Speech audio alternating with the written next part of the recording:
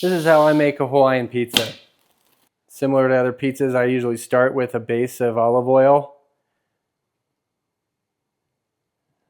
Olive oil adds flavor. It also can be considered a browning agent.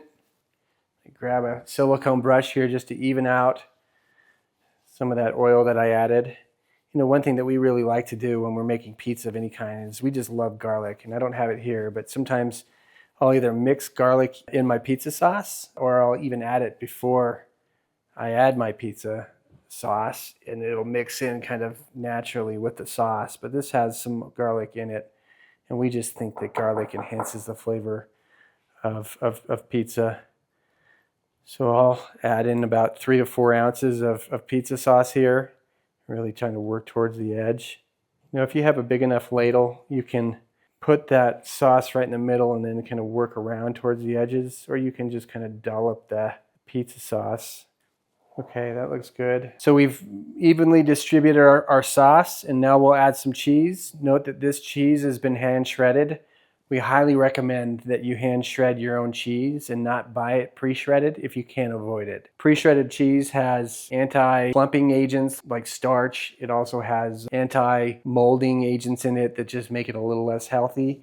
And we've found that over time, as we shred our own cheese, it just tastes more fresh. It tastes better for you, and it is better for you. Now, I like to err on the side of less is more. I just think that when you over allocate one ingredient to your pizza, it makes it really heavy, and most people just like a lot of cheese, but cheese can generate a lot of oils.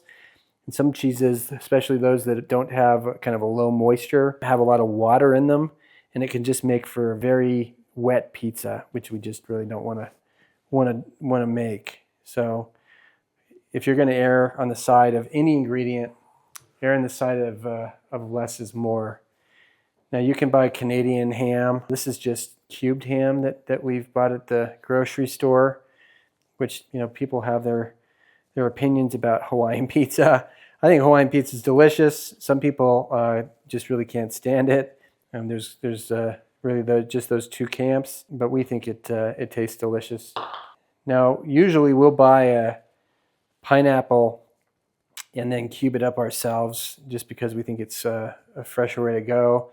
The one drawback to buying a fresh pineapple is sometimes you come home and you cut it open and it's rotten. You know, it's not good. So you really have to be able to spot a fresh pineapple and be able to buy that at the store. This is canned small pineapple tidbits that we've just put in a bowl, which is maybe marginally less healthy for you, but still very good and achieves the desired outcome that we're looking for.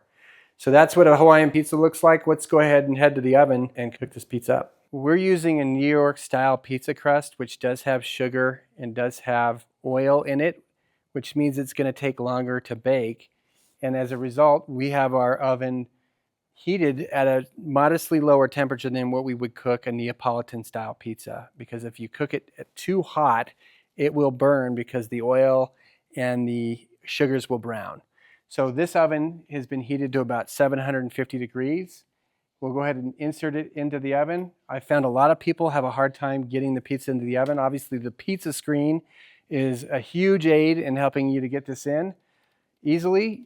You want to insert the pizza level with the pizza stone, and you want to guide the peel all the way back to the back of the oven, just like this.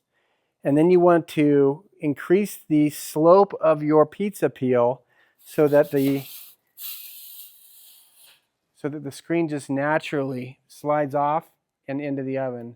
It's a little different than what you would do if you were putting a pizza in without a screen, where you'd use a shimmy effect to try and slide it off the peel. But because we do have a screen, it's a much easier process. Now, one thing that you're going to want to note is that if you increase the slope of your pizza peel too much, you're going to lift the pizza into the top of the firebox, and it's going to burn your pizza. So just be very mindful of the top of the oven and not inserting the pizza or lifting the pizza up when you're checking the undercarriage or the underside of the pizza, that you lift it into the top of the firebox, the top of the oven. Now, this pizza is going to cook in about 3 to 4 minutes. You really don't want to leave your pizza unattended because you'll get distracted and you'll burn your pizza. Having said that, you can take a break. The first 2 minutes, very little can go wrong. It's really when you get to the last 2 minutes, 1 to 2 minutes of that bake where you really want to pay attention. Now, while your pizza is cooking, you can take time to analyze the pizza or the work that you did in order to get the pizza in the oven. In this case, I'm looking at the crust as it circles around the oven and bakes, and just looking and appreciating the consistency and the thickness of the crust. It makes for a very beautiful, aesthetically beautiful pizza, and I've done a good job here with this. You also notice that the crust is starting to brown on the top here. We're gonna make sure that it doesn't brown too much before the bottom half of the pizza starts to cook. So I'm gonna go in and I'm gonna check the undercarriage or the underside to see where we're at. And if you can look at this, the bottom of this pizza is already done. Notice that as I lift the pizza up, I'm only inserting maybe the peel about a third of the way and lifting the pizza off the screen in order to see if it's browning or not. And I'm getting a very nice, beautiful brown, golden brown color on that pizza. And I'm being careful not to lift the pizza into the top of the firebox again. In this case, you'll notice that I did keep the pizza in just a little too long to illustrate and show you what we were doing on the bottom. And you can see I've got a charred crust here on the top. Some people really like that, just a little bit overcooking. This is still a very edible pizza, but maybe just a little too dark for me.